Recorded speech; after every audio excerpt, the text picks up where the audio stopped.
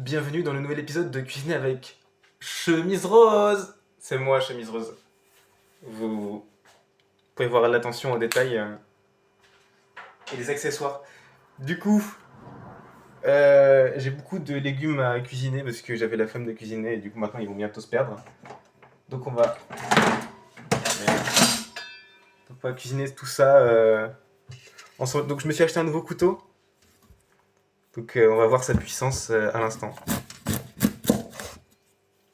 Très puissant, ça ressemble. Que je sais évidemment parler. Regardez. Et j'ai mal coupé l'oignon, donc du coup, ça va faire n'importe quoi, génial. Donc très très important, quand vous cuisinez des oignons, il faut retirer la peau. Voilà. Je sais que comme ça on dirait pas, mais c'est un des éléments les plus importants parce qu'en fait la peau, elle est tellement sèche qu'elle se mange pas. Et en plus elle a un peu de terre dessus parfois. Du coup c'est important de ne pas la manger.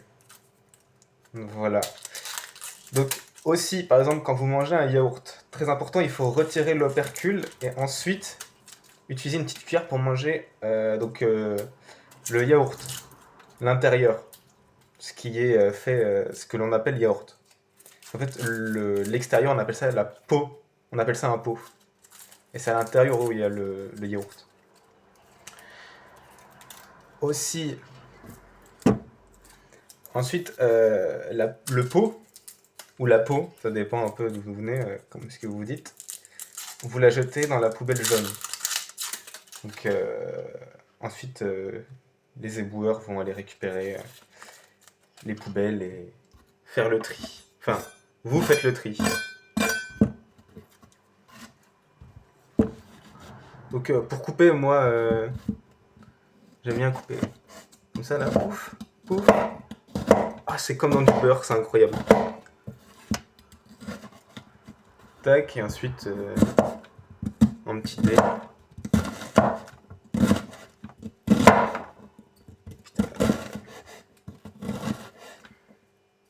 Ok, alors là, le couteau, il est tellement tranchant que limite, ça me fait peur. Je suis là, je suis pas serein.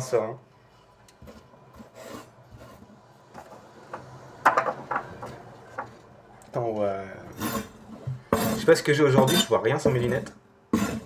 Je les ai retirées, je sais pas pourquoi, de toute façon on voit pas mon visage. Vu que je filme avec mon téléphone. Et que c'est plus important qu'on voit ce que je fais avec mes mains plutôt que avec ma bouche.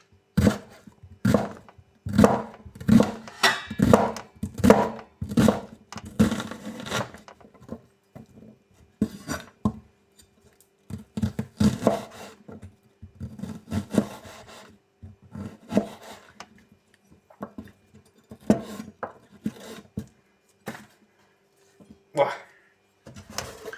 Donc ça, j'ai des yeux plutôt résistants aux oignons. Du coup, je ne vais pas devenir aveugle. Putain, je suis en train de faire n'importe quoi. J'en ai foutu. J'ai foutu quelques particules. Ouah. Ouah, j'ai... Ok, c'est bon, j'ai peut-être pas les yeux si résistants que ça. J'allumais la lumière. Ok. Alors ensuite, très important de mettre de l'huile quand vous cuisinez. Très très important, parce qu'en fait, si vous mettez pas d'huile, alors, en fait, si vous mettez de l'huile et qu'ensuite vous mélangez vos légumes avec l'huile ou avec du beurre, vu que l'huile c'est un liquide qui aime bien absorber la chaleur, ça va créer une petite pellicule d'huile autour de votre nourriture. Et donc cette pellicule, ensuite, elle va aider à chauffer le légume ou la viande.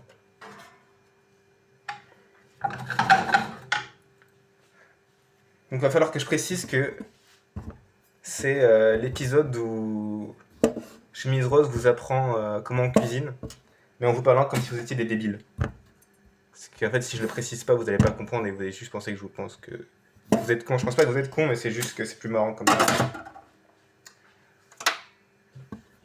D'agir comme si je pensais que vous étiez con. Donc d'habitude, je retire pas toute la peau, juste la moitié.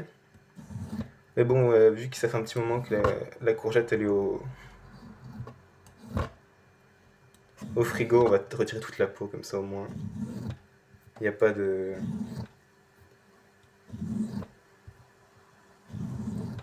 Il n'y a pas de je ne sais pas quoi en fait, je sais pas qu'est-ce que ça va vraiment faire, ça va juste faire en sorte que la courgette fond plus ou moins. Je suis pas obligé de tout retirer quoi, mais... Aussi c'est quand même mieux de cuisiner avec des légumes fermes. À ne pas confondre avec les légumes basse-cour. Voilà. Parce qu'après c'est quand même plus facile pour éplucher.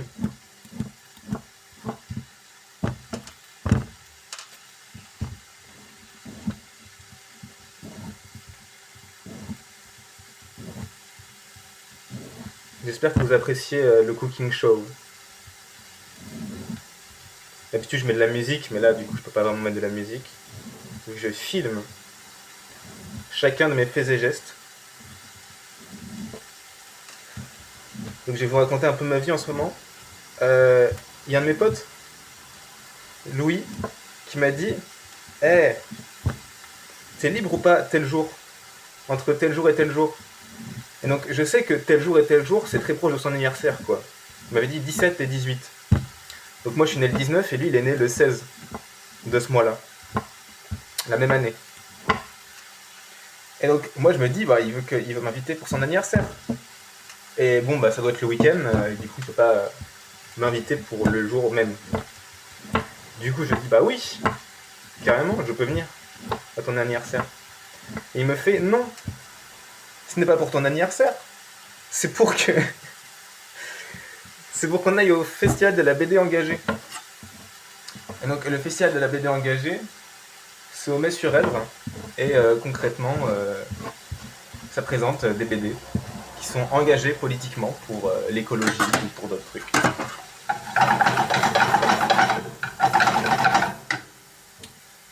Sauf que j'y suis déjà allé au moins 3 ans pour exposer les BD que je faisais. Et j'avais dit, bah... Bon, là je fais plus de BD, je fais autre chose. Du coup, j'ai pas vraiment envie d'y retourner, quoi. Si t'y vas tout seul. C'est ce que je lui ai déjà dit que j'étais libre. Du coup, je suis un peu obligé d'y aller, quoi. Puis ça fait longtemps qu'on s'est pas vraiment vu, donc... ça lui fera plaisir que je vienne. Mais en fait, c'est juste que... je suis là et je prends un peu la place de quelqu'un d'autre, tu vois. Bon, j'imagine que je prends la place de personne, réellement. Et que si j'y allais pas, bah, à notre place, il y aurait personne. Mais je sais pas, moralement, je me dis... j'ai envie de laisser les places à quelqu'un qui a vraiment... qui fait vraiment de la BD engagée, parce que moi, la BD que je fais... enfin, déjà, je fais plus de BD. Et les seuls comic strips que je fais, c'est des trucs à la con. Genre, c'est un mec qui arrive et qui dit, bah en fait je suis plus un mec, je suis une fille maintenant. Et un de ses potes, qui est peut-être transphobe, qui lui dit, quoi ? Mais c'est du grand n'importe quoi. Et si je veux devenir un hélicoptère de combat, je peux. Et la chute, c'est qu'en fait, il voulait vraiment devenir un hélicoptère de combat. Et donc à la fin, ils sont dans la salle de classe. Et il y a la prof qui fait l'appel.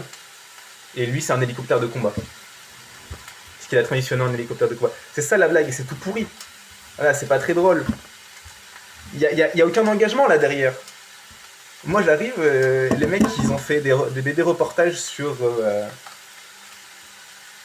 je sais pas, une année, c'était sur un mec qui fait un pèlerinage.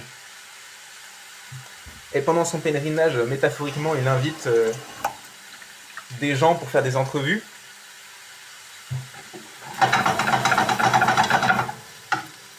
Et en fait, ça parle du nucléaire, où bah, le mec il est contre le nucléaire, parce que les déchets nucléaires... En gros, concrètement, les déchets nucléaires, faut bien qu'on les foute quelque part. Donc pour éviter qu'il y a quelqu'un qui vienne toucher et faire n'importe quoi avec les déchets nucléaires, les gens ils proposent de les enterrer sous terre. Sauf que, bon déjà il y a pas mal de questions éthiques. Est-ce que la radiation elle va pas remonter? Est-ce qu'il y a un animal sous terre qui touche est-ce que ça va pas foutre la merde? Et en plus, ok d'accord. Sauf que là il y a la société qui s'écroule. Et dans 300 ans, on sait plus où est-ce qu'on a foutu les déchets nucléaires. Du coup, on oublie, on n'y pense plus parce que c'est plus la priorité du moment. T'imagines, dans 500 ans, les humains, ils sont là, ils trouvent un truc dans le sol, parce qu'il y a eu un glissement de terrain ou je sais pas quelle connerie. Ils ouvrent ça et en fait, c'est de la radiation et ça fout la merde partout dans la région. Comment est-ce que tu dis aux populations dans 500 ans, dans 1000 ans, les gars, ouvrez pas cette merde, c'est vraiment, faut pas l'ouvrir. S'ils oublient. Donc voilà, c'est une préoccupation de pourquoi est-ce que Étienne Davodo, que j'adore, est contre le nucléaire, alors que moi je suis pro-nucléaire parce que j'ai lu la BD de Jean Covici et Blin, où la BD elle est pro-nucléaire concrètement,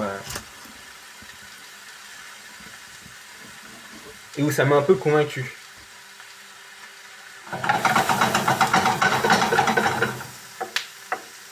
De toute façon, après moi, mes avis politiques, je sais pas. Tous mes potes ils sont contre l'Europe. Alors personnellement, je suis vraiment pour l'Europe. Je trouve que c'est une bonne idée. Alors oui, il y a sûrement des soucis avec l'Europe, mais c'est bon. L'entraide, c'est quand même bien, non? S'entraider entre Européens, c'est cool. Moi, je vois pas le souci qu'il y a derrière ça. Donc la tomate, on va... Je sais pas, à la fois j'aimerais bien la couper fine, pour que comme ça elle fonde et que ça fasse un peu de sauce tomate. Et après j'ai déjà de la sauce tomate, puis je vais mettre de la sauce aigre douce avec tout ça. Donc on va peut-être pas... Peut-être je vais faire des morceaux un peu gros pour que comme ça il y a quand même des petits morceaux de tomates. J'ai pris de la genre de cœur de bœuf, je crois que c'est ça, le nom de la tomate. Jaune. Parce que ma tomate préférée c'est la tomate jaune. Voilà.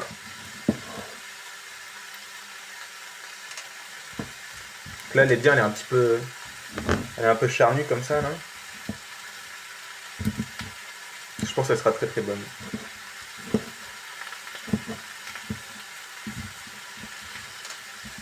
Du coup ouais, enfin voilà, t'as Davodo qui fait des trucs géniaux.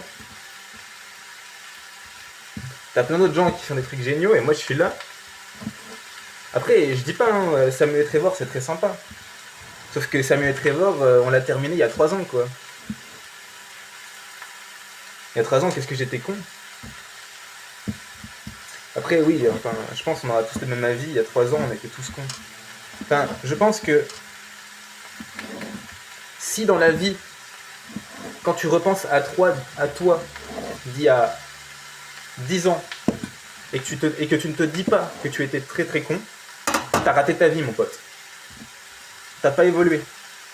Après, tu peux avoir de la compassion et te dire oui, j'étais jeune, blablabla, oui, j'ai grandi. Mais si tu te dis pas un minimum que t'étais con et que tous les trucs que t'as fait, tu les referais plus, enfin, ou tu les ferais différemment, que.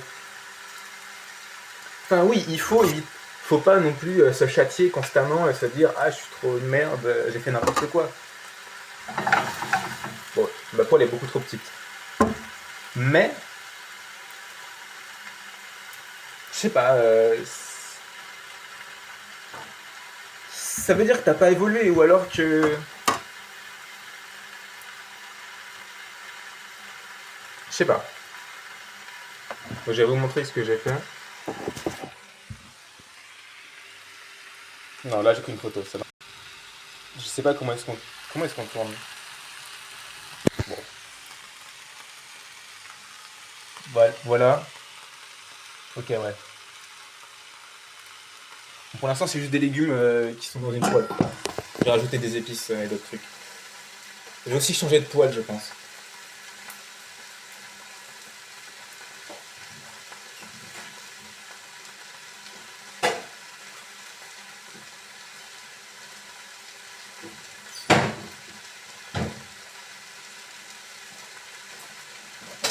Je vais mettre ça dans celle-ci, qui est beaucoup plus spacieuse. Hein.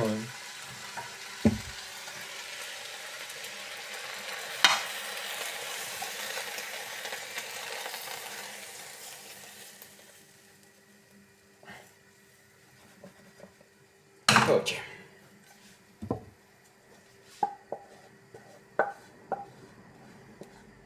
Là, vous voyez pas ce que je fais. Désolé, on n'est pas dans l'émission You Cook avec Jigme et ses potes. Ici, le setup, il est mal fait, d'accord? Ici, il n'y a pas de montage. On sait tout ce que ça fait de pas avoir de montage avec Padawan HD. Mais... Allez hop, la petite référence à... Bah, c'est pas vraiment une référence à Antoine Gaudier en lui-même. C'est plus une référence à une vidéo qu'il a faite sur un gars, enfin 2 vidéos qu'il a faites sur un gars, où il l'a bien taclé. C'était absolument jouissif à voir.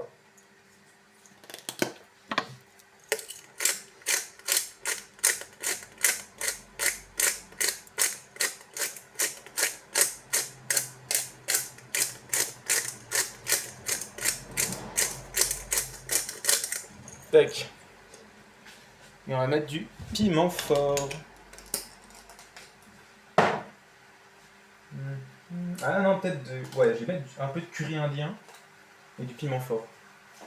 Parce que du coup, après, je vais faire du riz avec... Je vais faire du riz avec de la sauce aigre douce.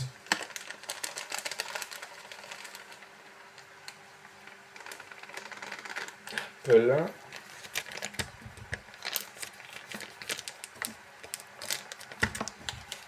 Piment fort.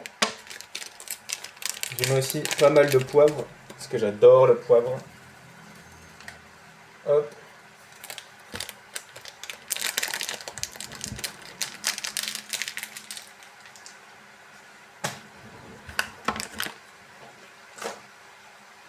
Hop. Activation économiseur d'écran. On va bien mélanger. Hop, hop, hop, hop.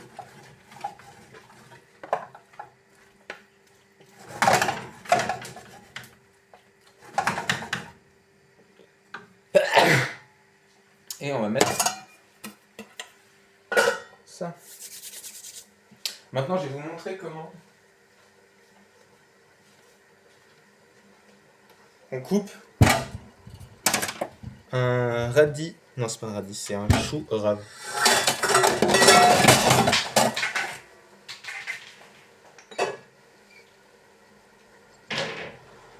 Faites pas attention, c'est juste que j'ai mis mon... Quand j'ai... En fait, c'est que j'ai tendance à vraiment attendre longtemps avant de faire la vaisselle. Et du coup, bah...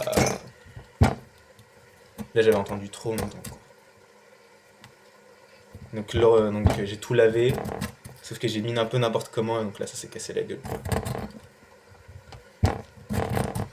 Donc là, le chou rave, il est un petit peu plus petit que quand je l'ai acheté. Parce qu'il est un peu plus sec. Que ça fait un moment que je l'ai pas... que j'aurais dû le cuisiner. Enfin, et là, il est pas mauvais, quoi. C'est juste... À la limite, vu qu'il est plus petit, il est plus simple à découper. Ça fait partie de tous les légumes racines qu'on trouve pas en Espagne. Donc, chou rave, radis noir, le radis blanc, on trouve pas trop. Il y a du navet, mais pas vraiment.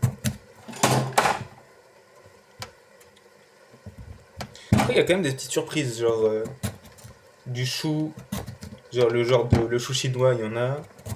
Le chou kale, il y en a. Je crois que j'ai déjà vu du romanesco.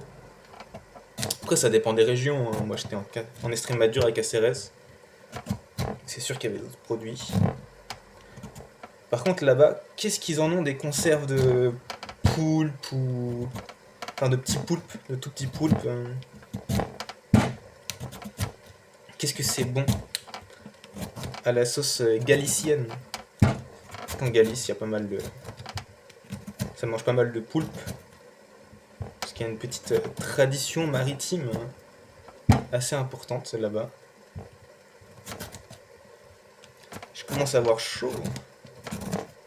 Parce qu'en même temps, on est en été. Les vagues de chaleur reviennent. J'allais commencer à regarder une vidéo de Hugo Décrypte où il dit: oh là là,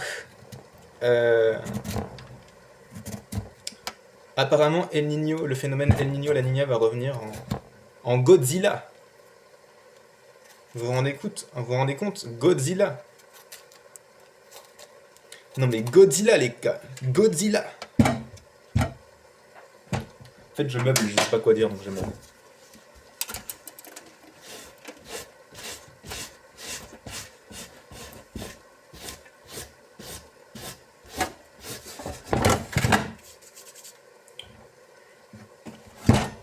Peut-être coupé par la moitié.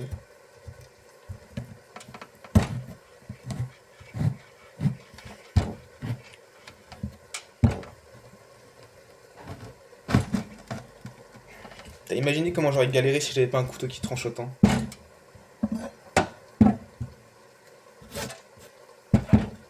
Ok, donc déjà ça va être un petit peu plus facile.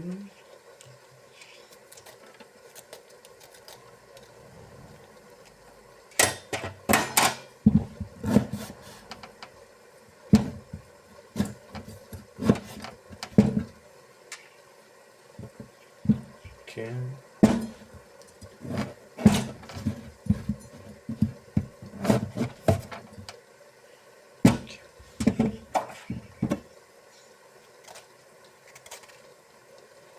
Je sais même pas pourquoi je m'emmerde à faire des vidéos, genre.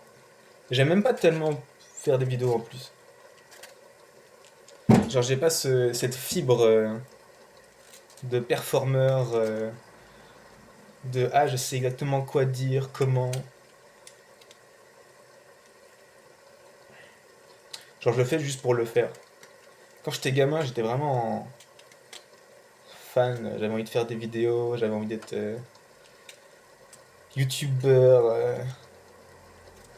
Au moment, je voulais faire testeur de jeux vidéo et développer des jeux, genre développeur. Mais en fait, je me rends compte maintenant, j'aurais dû faire youtubeur si j'avais vraiment cette envie-là.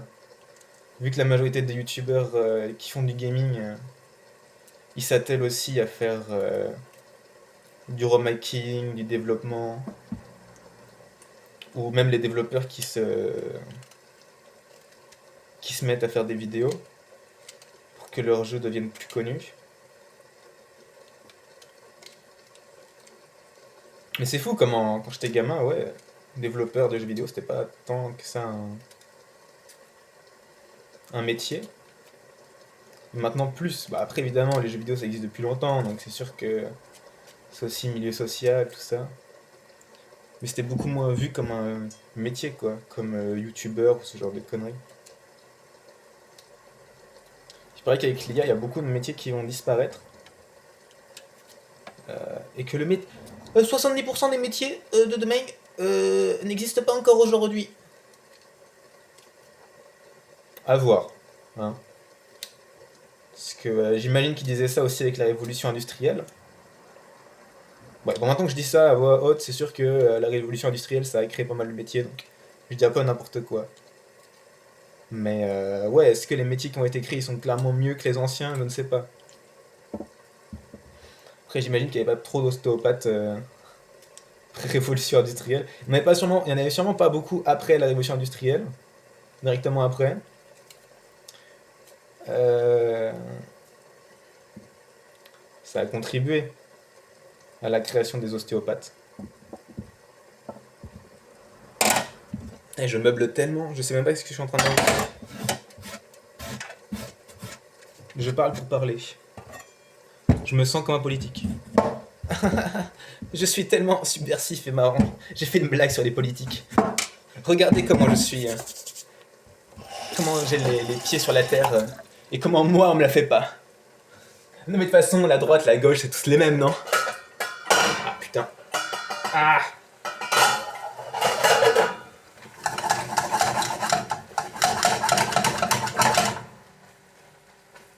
Ok.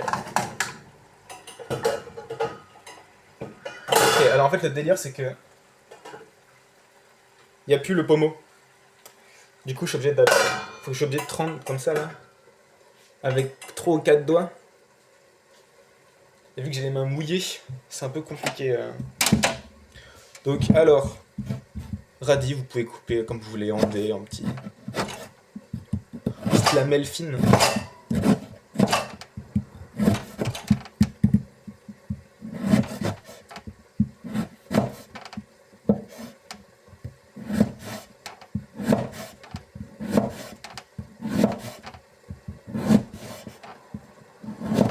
En fait, d'habitude, plus j'ai faim, moins plus j'ai la flemme de me faire à manger. Et aussi, vu que je fais pas trop la vaisselle, j'arrive, j'ai la flemme de me faire à manger. Et en plus, tout est déjà sale. Parce que j'ai pas fait la vaisselle. Bon, c'est sûr que ça donne pas hyper envie de cuisiner. Donc c'est pour ça que je m'attelle à mon chourave maintenant. Puis comme ça me permet de faire quelque chose plutôt que juste mettre la vidéo en pause.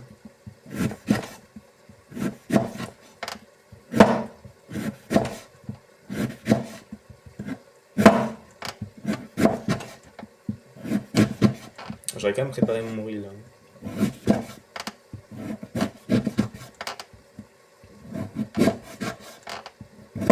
Ouais.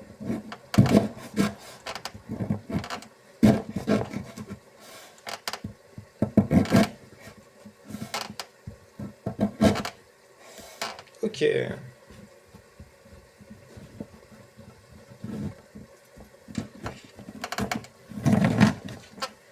D'accord, coupe par la moitié, ça sera plus simple de cuire.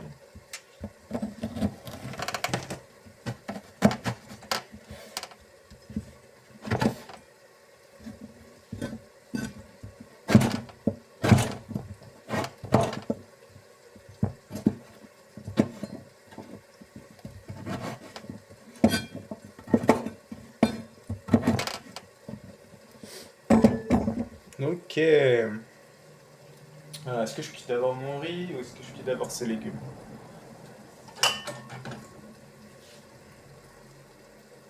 Ouais. Alors. En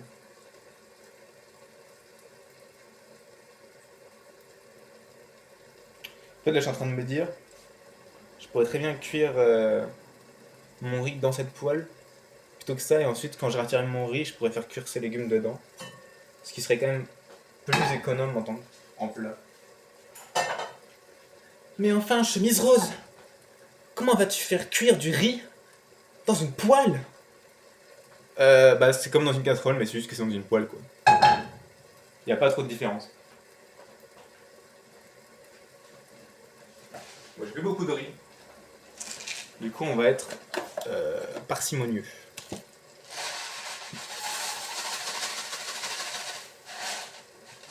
J'ai pas été parcimonieux.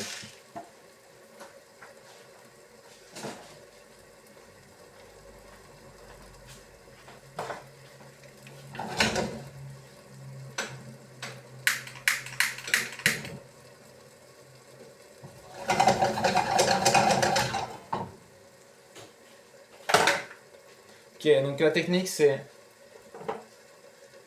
numéro 1. Vous mettez un petit peu d'huile avec votre riz directement dans la poêle. Hop.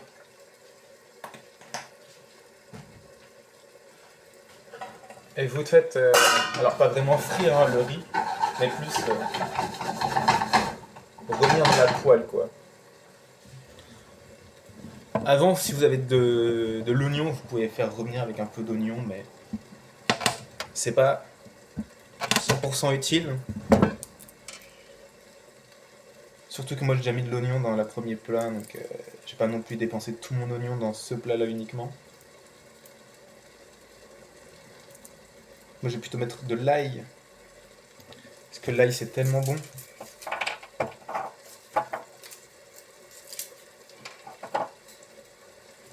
Après il y a tellement de personnes qui n'aiment pas l'ail, je ne comprends pas. L'ail pourtant c'est la vie. L'ail ça rajoute tellement de goût à un plat.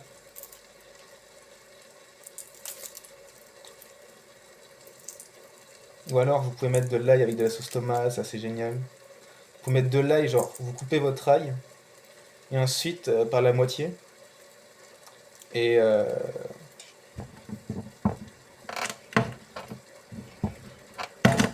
vous l'écrasez sur du pain.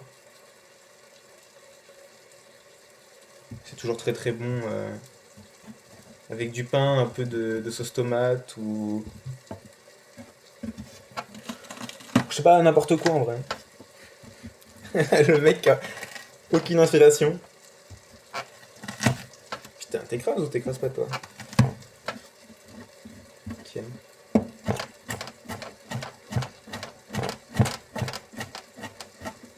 Ah bah là je vous cache la vue là. Dommage pour vous. Ah putain, mais c'est vrai. Putain, ça aurait pu être génial. Je vais vous montrer un truc que j'ai découvert dans ma cuisine. J'aurais pu faire le vrai influenceur cuisine de fils de pute là.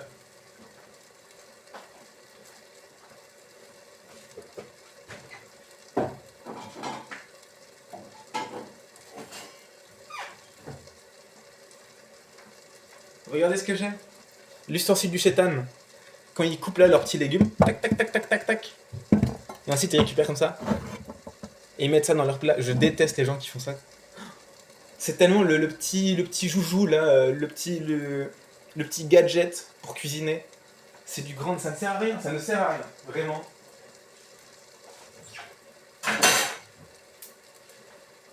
Enfin, je veux dire, l'évolution vous a donné des mains, vous n'avez pas besoin de ça. On va mettre l'eau.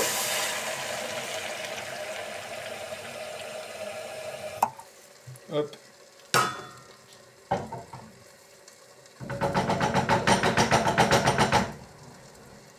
Donc là, le but, c'est mettre l'eau d'abord un peu chaude et tout. Je vais vous montrer la technique absolument divine pour faire le meilleur riz possible.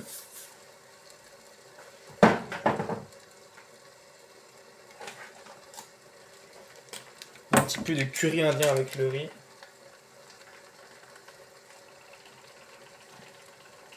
Hop.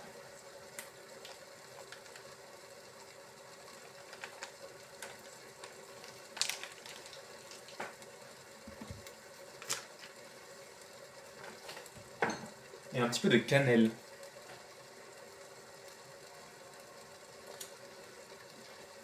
Toujours très bon avec le riz, la cannelle. On va remuer un peu les légumes.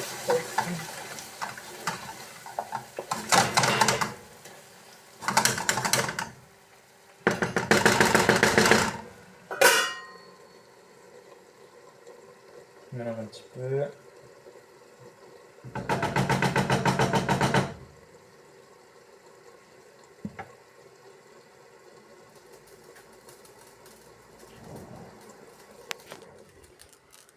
Ok, alors.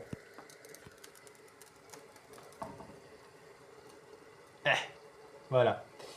Donc, normalement, vous voyez, il y a des petites bulles qui sortent. En fait, elles sortent tous dans un pattern, et si, si l'eau n'était pas autant colorée, on pourrait voir que le riz s'est séparé autour de petits points où les bulles remontent. Donc l'air qui était coincé dans l'eau. Donc là, vous pouvez voir toutes les petites bulles qui remontent. Voilà, très sympa, très joli. Et ensuite, quand ça c'est bon, vous baisser. Bah là, je viens de le baisser, mais vous avez sûrement pas vu. Vous baissez la température. Bon, là, la poêle est encore chaude, donc du coup, c'est sûr que ça n'arrive pas de réaction tout de suite. Et ensuite, vous placez